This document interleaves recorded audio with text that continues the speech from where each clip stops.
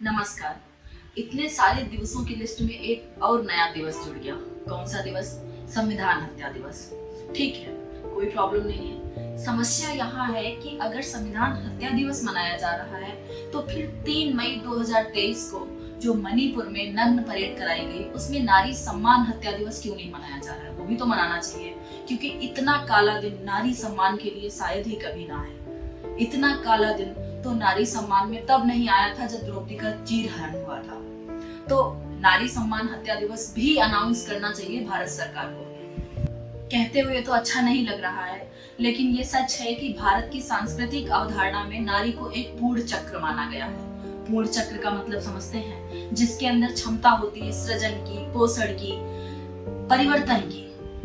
भाई, जिंदगी किससे चलती है? सृजन, पोषण, परिवर्तन। और नारी को इन तीनों के लिए पूर्ण चक्र की अवधारणा दी गई है। जहां नारी को पूर्ण चक्र कहा जाता है वहां नारियों से नग्न परेड कराई जाती है। ये मामला इसलिए और फिर से खबर में आ गया, फिर से सनसनीखेज बन गया है कि जब राहुल गांधी जी, जो कि इस समय विपक्ष के नेता हैं, वो मणिपुर के धरातल पर गए और मणिपुर के लोगों से उनके दर्द को सुना।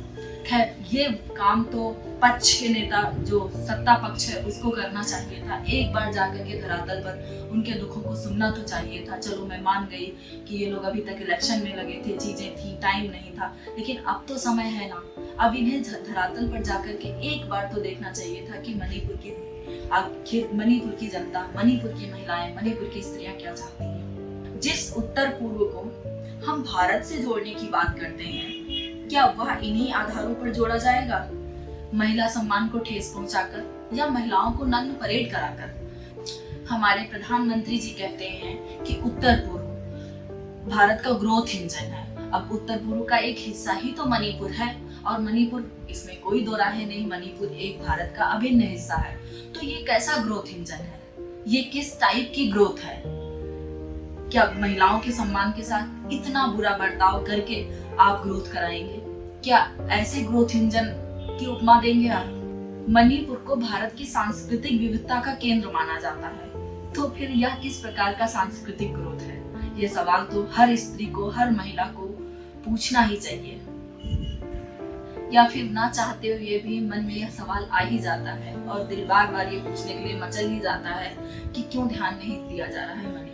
3 मई की घटना है, 3 मई 2023 को यह घटना हुई थी। 1 साल हो चुका है, फिर भी उस पर कोई कार्रवाई नहीं की जा रही है। वहाँ के लोगों में अभी भी शांति की बहाली नहीं हो पाई है। तो उसका कारण कहीं यह तो नहीं कि लोकसभा की सीटें बहुत कम है मणिपुर में, 1-2 सीटों पर आप ध्यान नहीं देते।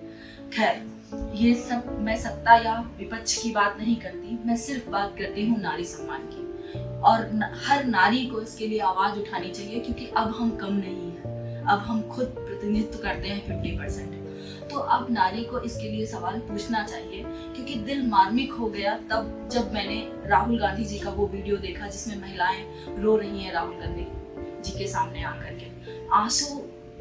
हाँ, कुछ लोग ऐसा कहेंगे कि वो स्क्रिप्टेड है, ये है, वो है, लेकिन आंसू इतने स्क्रिप्टेड नहीं हो सकते, उसमें जेन्युइनिटी थी। आज भी अगर हम मणिपुर की घटना को याद करते हैं तो हमारे रोंगटे खड़े हो जाते हैं। तो जिसने वो घटना सही होगी, जिसने वो घटना देखी होगी, जिसके सामने वो घटना घटित हुई होगी, या जिसकी सहेली, जिसकी बहन, जिसकी बेटी के साथ वो घटना हुई होगी, उसके मन में क्या बीती होगी, इस बात को हर महिला को समझना चाहिए। और सत्ता पक्ष को इस पर कड़ी से कड़ी कार्रवाई करनी ही चाहिए, क्योंकि अब आप उसको वो नहीं कर सकते। जो घटनाएं 1970, 75, 80 में हुई हैं, आप उन पर ध्यान दे रहे हैं, उनके लिए नए नए दिवस बना रहे हैं। तो जो घटना अभी हुई है उस पर ध्यान क्यों नहीं है आपका?